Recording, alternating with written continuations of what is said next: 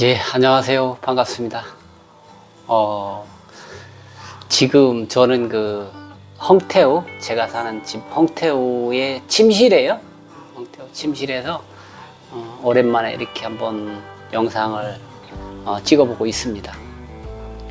네, 오늘 할 얘기는 어린 아내와의 갈등, 이러한 부분이거든요.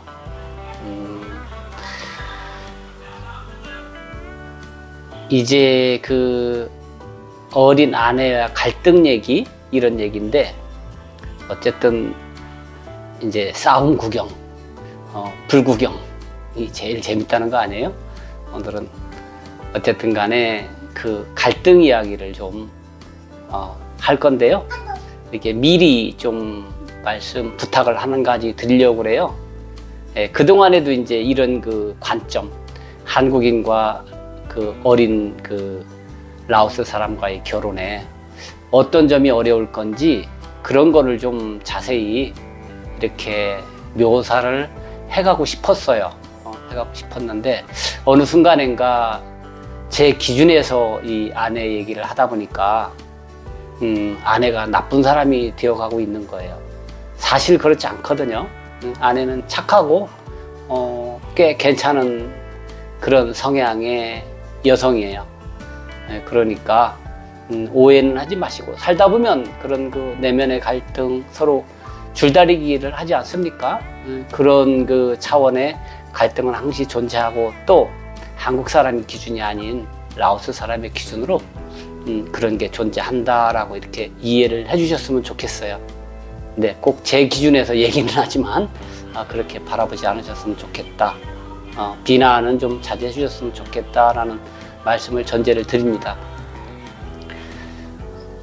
그 다음에 이제 또 아내가 유튜브를 찍는 걸 또 이렇게 보고 있어요. 네, 보고 있는데 엄청 궁금해 합니다. 그리고 자신의 얼굴이 이렇게 나오면 혹시라도 그런 게 아닌가 이렇게 의아심을 품고 또 의심을 할 수 있기 때문에 가급적이면 지금도 아내 얼굴은 나오지 않고 제 모습만 나오고 이렇게 말을 이어갈까 합니다.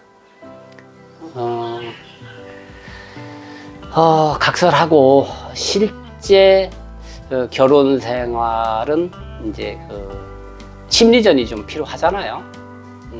뭐 같은 한국인끼리도 비슷한 연령대에도 주고받고 티격태격 주도권을 잡으려고 이렇게 하지 않습니까? 그런 과정은 나이 차가 있던 또 라오스 사람과의 결혼이든 똑같이 다 존재한다. 하지만 조금 더 슬기롭게 대처해야 될 필요가 있지 않을까, 그렇게 생각을 합니다.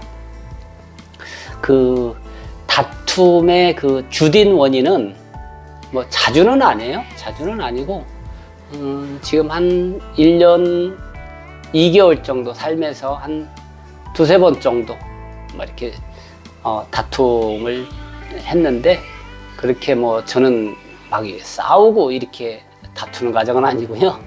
사실 싸우는 게 오히려 더 나을 수도 있어요. 근데 둘이 서로 또 비슷한 부분이 있어요. 자기 마음에 안 들면 말을 안 해버려요. 저도 좀 그런 성격이 좀 있거든요. 어린 아내 역시 비슷합니다. 이제 무슨 일이 있었느냐면, 다툼 주된 이유가 아내인 자신과 직원을 똑같이 대해준다 이거예요. 아내면 내가 더 우선이 돼야지 어떻게 직원하고 같이 대우를 해주느냐, 그렇게 얘기를 하고 있거든요. 이제 한 달 반 정도, 2달 정도 전에 이제 한국에 가 있을 때예요. 전화가 와가지고 사진을 보내서 립스틱 이거를 사다 달라 그렇게 얘기를 하더라고요. 립스틱이 검색을 해보니까 3,000원짜리예요. 특가 진행 중이라. 그러고 또 그렇다 보니까 마땅히 저도 직원들 선물을 생각을 못하고 있었는데, 이거 같은 거 사다 주면 더 좋겠다. 그래가지고 직원들 1개씩 하고 이제 아내 앞으로 한 10개를 샀어요. 사서 선물 보따리를 푸는 순간에 완전히 눈빛이 달라지더라고요. 그러고서는 삐져가지고 집에 와서 얘기를 하더라고요. 내가 갖고 있는 거를 왜 직원한테 줘야 되느냐. 나는 아내가 아니냐. 이렇게 얘기를 하더라고요. 그래서, 그 부분은 여자의 질투심도 있기 때문에 조금, 그럴 수 있겠다. 그래서 설명을 좀 했어요. 이게 가격이 싸고 또 이렇게 좋아할 수 있는 걸 사다 보니까 이렇게 사게 됐는데 내가 생각이 좀 짧았다. 빨리 사과를 했죠. 그래가지고 뭐 1차전 짧게 끝났습니다. 근데 엊그제 최근에요.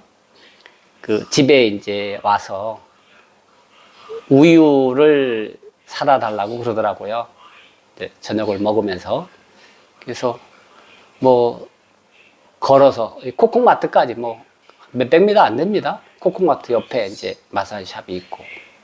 그래서 코코마트에서 그 운반대를 끌고 우유를 사는데 좀 한 박스 단위로 있더라고요. 그래서 큰 거를 샀어요. 화근이 됐던 거예요.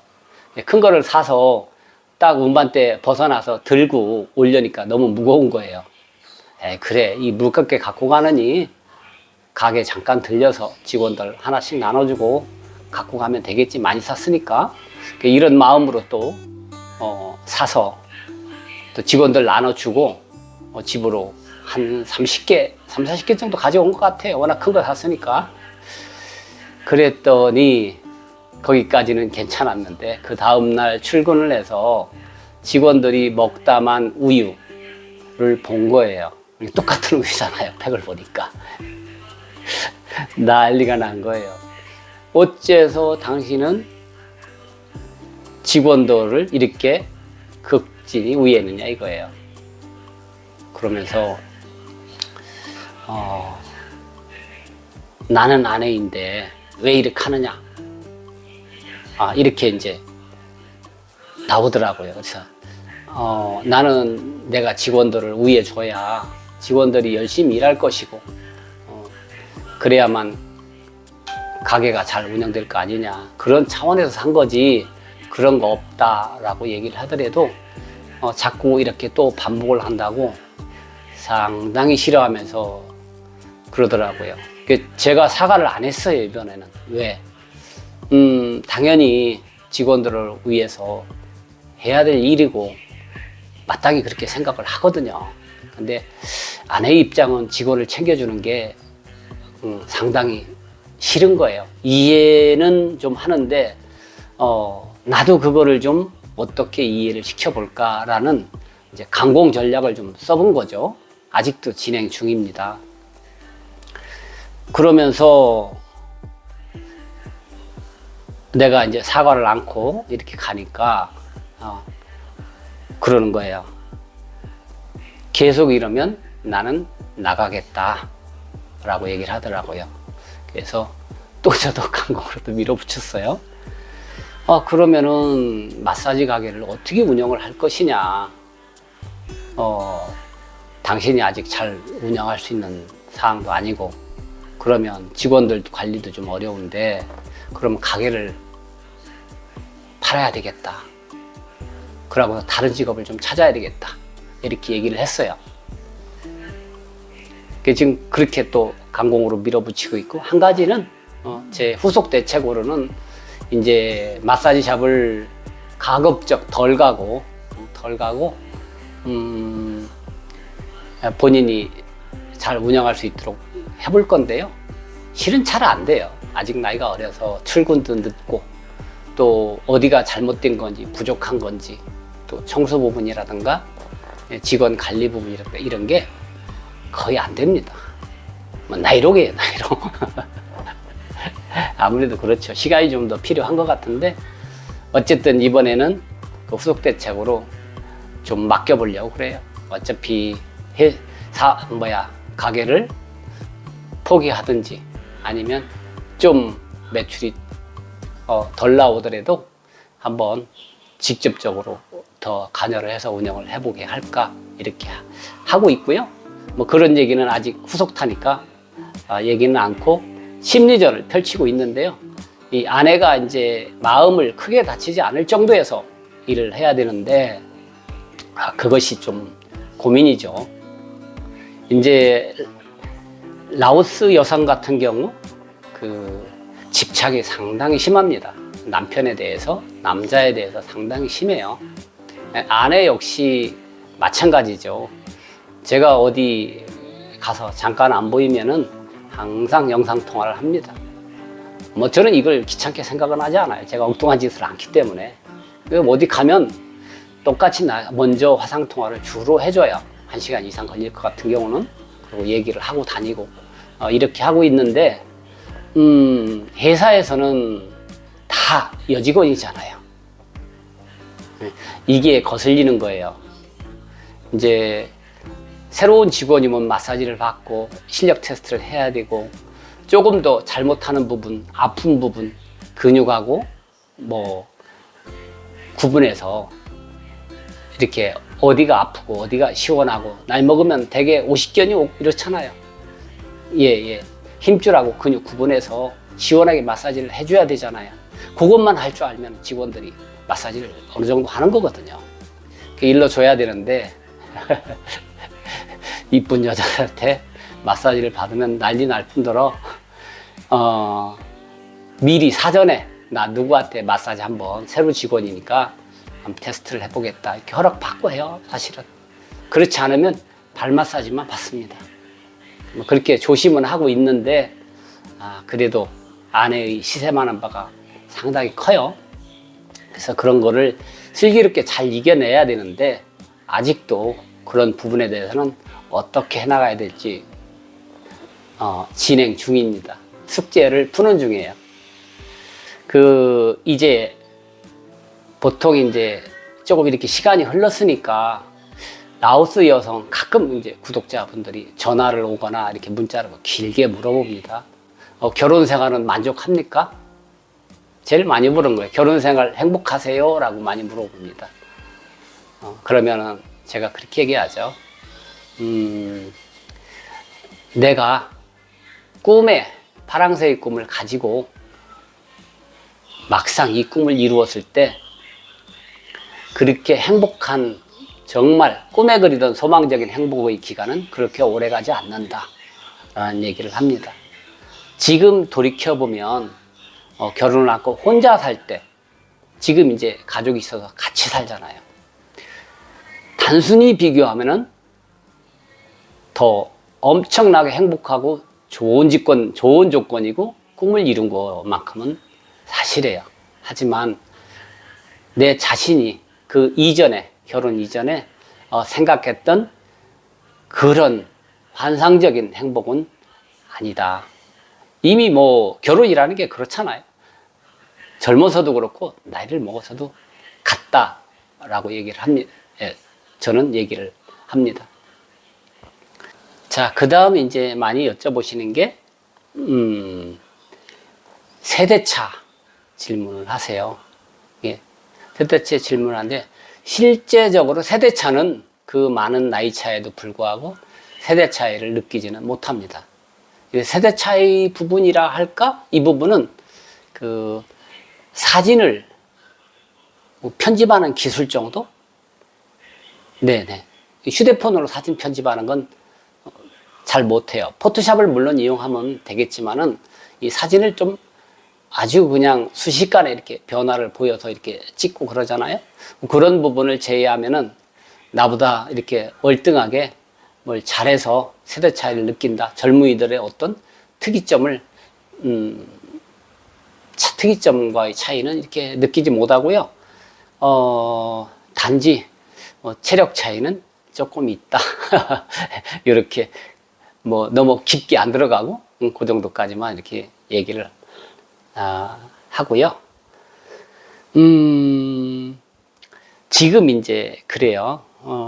아내의 마음은 제가 바라보는 관점은 콩깍지죠. 예, 저를 엄청 좋아합니다. 물론 뭐 질투도 거기서 나오는 거고 꼼짝달싹을 못하게 하고 자유가 좀 제한되죠. 네네. 뭐 그런 걸 모르고 하는 얘기는 아니에요. 그렇지만은 그 정도가 좀 심한데, 이 결혼의 성공 여부는 그렇게 쉽게 목표가 설정이 돼야 성공이다 아니다라고 얘기를 할 수 있는 것 같다라고 이렇게 얘기를 합니다. 왜 그러냐면 이 콩깍지의 기간이 어느 정도 갈 것인지 실은 몰라요. 나 같은 경우는 이제 어린 아내를 여성으로 이렇게 눈에 들어온 거는 불과 100일을 못 가더라고요. 그 다음에는 그냥 한낱 가족애라고 표현을 해야 되겠죠? 네. 그런 마음으로 살고 있고요. 또 아내 역시 세월이 지나면 언젠가는 가족애로 남기를 바라는 것이죠. 그리고 산다라는 게 즐거운 날이 많으면 서로 덜 다투고 즐거운 날이 많으면 결혼 생활은 그때까지 성공하는 거다. 뭐 1년은 넘었으니까 2년이 될지 5년이 될지 10년이 될지 그거는 미리 너무 이렇게 예측하고 또 거기에 대해서 깊게 생각하지 않습니다. 왜냐하면 콩깍지 얘기했잖아요. 그게 벗겨지면은 이제 내 단점이 이제 보이기 시작하고 조금만 나에 대해서 불만이 생기면 그 짜증의 정도나 화를 내는 정도가 좀 더 커지겠죠. 그러면은 서로 불행한 거잖아요. 그래서 불행하지 않을 정도 다툼에 가벼운 다툼으로 서로 행복한 기간까지 사는 게 잘 사는 거다라고 생각을 하고 있습니다. 오늘은 그 어린 아내와의 갈등 부분을 이렇게 언급을 했는데요. 이 갈등이 어떻게 변화될지 조금 더 기간을 두고 봐야 되겠어요. 이번에 처음으로 결혼해서 내 주장을 좀 피고 있는 입장입니다. 네. 그래서, 그렇게 뭐 마음을 무겁게 생각하지는 않지만 아무래도 어린 나이이기 때문에 슬기롭게 이겨내고 본인이 조금만 물러나서 이렇게 갈등을 겪고 또 마음이 단련되고 갈 수 있기를 이렇게 한번 생각을 해봅니다. 다음 편에 한번 이어서 얘기하도록 할게요. 네, 다음에 뵙겠습니다.